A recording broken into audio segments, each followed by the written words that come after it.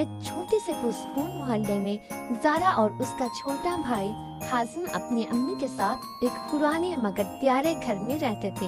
घर के दरों दीवार पर फकत के निशान थे, मगर हर गोशे में मोहब्बत बसी हुई थी। ज़ारा 10 साल की ज़हीन और बहादुर बच्ची थी, जबकि हाजिम सिर्फ 5 साल का मासूम ख्वाबों में खोया रहने वाला बड़ा सौतीर रखने वाला बच्चा था।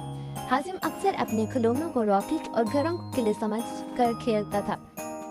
उसकी सबसे बड़ी ख्वाहिश थी कि वो किसी दिन आसमान की सैर करे, सितारों तक जाए और कोई खजाना तलाश करे। ज़ारा इसके ख्वाबों पर मुस्कुराती, मगर दिल से जानती थी कि हाजिम की तकलीफ की दुनिया बहुत खौफ है। जादू की सुबह एक दिन जब आसमान गुलाबी रंग में नहा रहा था और परिंदे मध्यम आवाज में चहचहा रहे थे, हाजिम को अपने बिस्तर के नीचे से हल्की हल्की गिड़गिड़ाहट महसूस हुई। उसने ज़ारा को जगाया।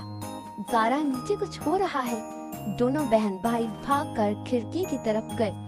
ये देखकर इनकी आंखें हैरत से खुल गईं। उनका घर आसमान में बुलंद हो रहा था। छत पर बड़े बड़े रंग बिरंगे गुब्बारे बंधे हुए थे। नीचे से नीली रोशनी निकल रही थी और आहिस्ता आहिस्ता घर फिजा में बुलंद हो रहा था। जो खौफ तो नहीं, ज़ारा ने कहा। नहीं, ये जादू है, हाजिम खुशी से चिल्लाया। सरसब्ज वादी। घर ने पहला पड़ाव एक खूबसूरत वादी में लिया, जहाँ हर तरफ सब्जा फूल और बुलंद पहाड़ थे, मगर फिजा में खौफ महसूस हो रहा था। वहाँ के लोग एक साया देव से डरे हुए थे, जो रात को अंधेरे में आकर खेत पर बात करता, पानी खुश्क कर देता। ज़ारा ने अपने जहन से एक मंसूबा बनाया और हाजिम की मदद से एक शफाफ जाल तैयार किया, जो रोशनी खारिज करता था। रात को जब साया देव आया, रोशनी ने उसे कमजोर कर दिया और बच्चों ने उसे भगा दिया। लोग बहुत खुश हुए और शुक्रिया के तौर पर ज़ारा और हाजिम को एक नीला जादुई पत्थर दिया गया। वो कहने लगे कि तुम्हारे आगे के सफर में तुम्हारी रहनुमाई करेगा।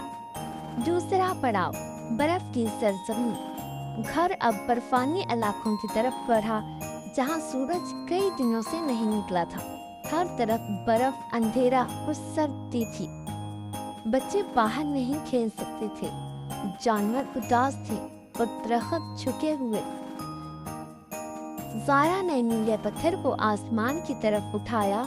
लम्हे के लिए वो रोशनी से चमका और फिर वो एक कदीम दरख्त तक पहुंच गए, जिसके तने में सूरज का निशान बना हुआ था। जैसे ही पत्थर को दरख्त के पास रखा, एक शाआ निकली और फिजा में सूरज की किरणें फैल गईं। हर तरफ रोशनी लौट आई। तीसरे पड़ाव, जादुई जजीरा।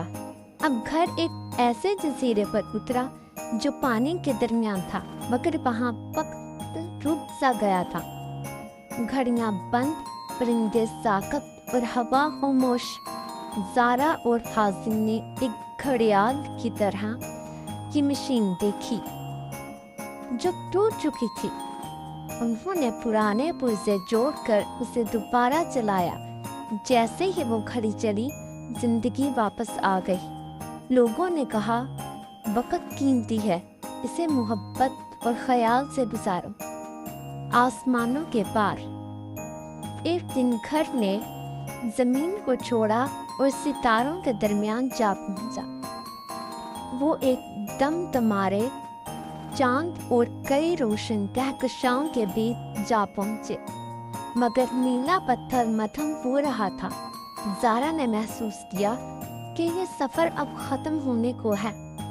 अब वापसी का वक्त है। हाजिम ने खामोशी से ज़ारा का हाथ थामा, आंखें बंद की और दिल से कहा, हमें वापस अपने घर जाना है।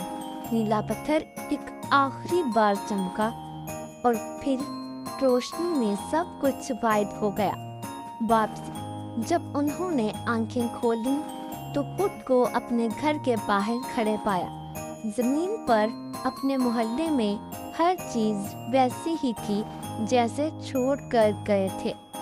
सिर्फ एक फर्क था, अब वो पहले जैसे नहीं थे। अम्मी भागती हुई आई। دونوں کو سینے سے لگایا اور آنکھوں میں خوشی کے آنسو تھے۔ تم دونوں کہاں چلے گئے تھے؟ امی نے پوچھا۔ زارا نے مسکرا کر کہا، ایک جادوئی سفر پر امی، لیکن ہم اب واپس ہی آ گئے ہیں۔